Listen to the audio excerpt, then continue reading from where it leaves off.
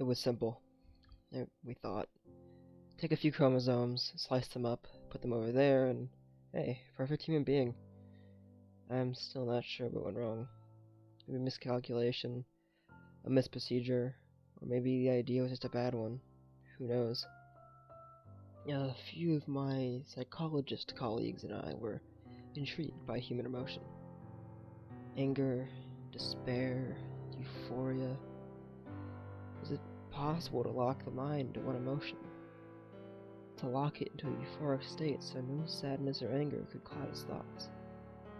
Theoretically, yes. I won't go into the procedures of the experiments to you. I wouldn't want anyone to repeat them, but I also think I'll go mad if I have to recount them. God, the terrible things we did. We were ambitious, youthful, nothing could stop us. I don't think anyone could tell us we were wrong. Not even ourselves.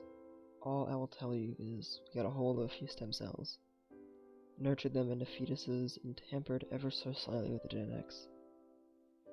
The experiment was called the Angel Man Project, and the goal was to create a being that only felt happiness. But something went wrong.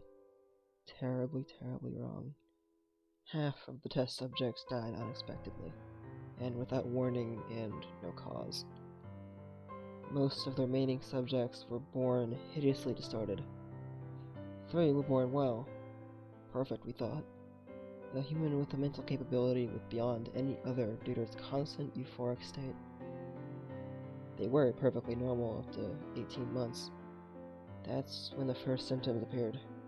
Lack of balance, trouble sleeping and eating, low responsiveness. They all panicked on the inside, of course, but on the outside, we remained calm and continued the project. We should have ended it there. We should have taken those damn subjects and euthanized them, burned them and closed the damn lab. But no, we had to continue. We had to push through and see what we had done to the end.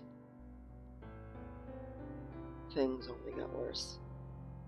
The subjects' movements became increasingly sporadic, and they still could not utter words, although they could laugh, and did so very often, much too often.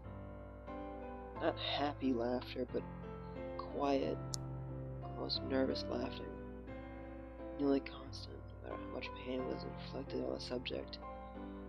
It merely stared at you and laughed, as if it was mocking you, calling your attempts to harm it futile. We expected the subjects to have extra learning capabilities. Quite the opposite occurred. Their mental development was severely delayed. They couldn't pay attention to something for more than a few minutes before lapsing into a laughing fit. We continued, hoping that these symptoms would clear up as the children got older. We even gave a name to the symptoms. Happy Puppet Syndrome, because the mindless movements of the children made it seem that they were puppets on strings. 5 years into the project, we had realized there was no hope. We could no longer stand the incessant laughing of these children, as if they knew something we didn't, like some kind of joke was passed between them. To look at a child and see it twitch sporadically and laugh excessively is a haunting thing. 2 of my colleagues had already quit because they couldn't stand it. I've never heard from them after. They're probably dead. The children had not talked for 5 years, only laughed their damn laugh. We went in to give them breakfast and they stared at us with their huge eyes, twitching, giggling, and saying absolutely nothing. We laid the meal in front of them and left. The meal was laced with toxins that would silently and painlessly kill them. It was a painful thing to do, but it had to be done. However, it couldn't be that easy. It just couldn't. I held back the urge to be sick.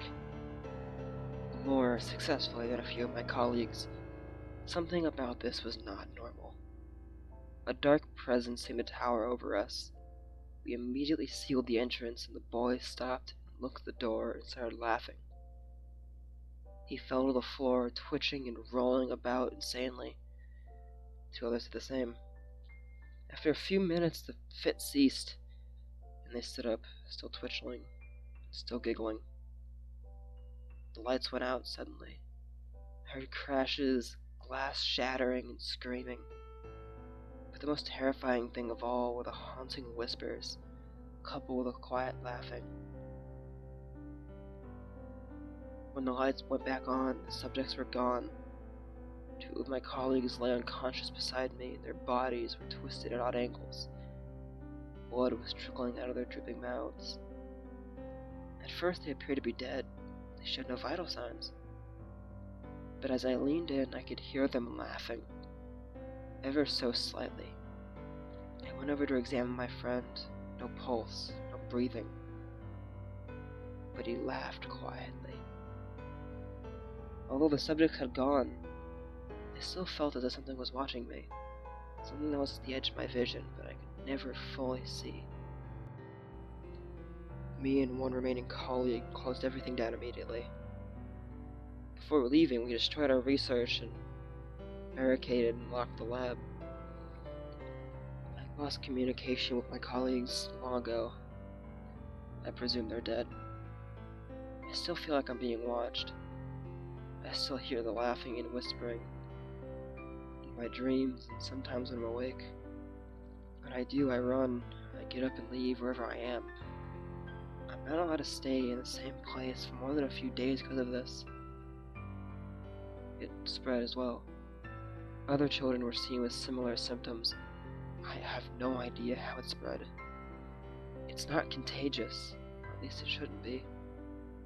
Somebody somewhere made up something about dysfunction of the 15th chromosome.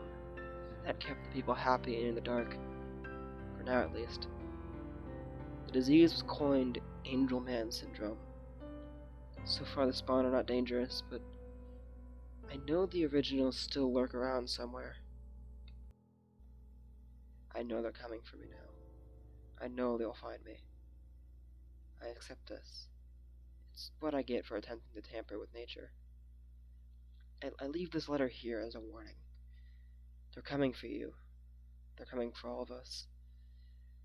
If you ever hear whispering at the edge of your hearing, if you ever fear something stands right at the edge of your sight, but you cannot see it, run. I have 3 more warnings as well. 1. Do not tamper with what is not yours. 2. Even angels can be demons in disguise. And 3. Do not come for me. I'm as good as dead.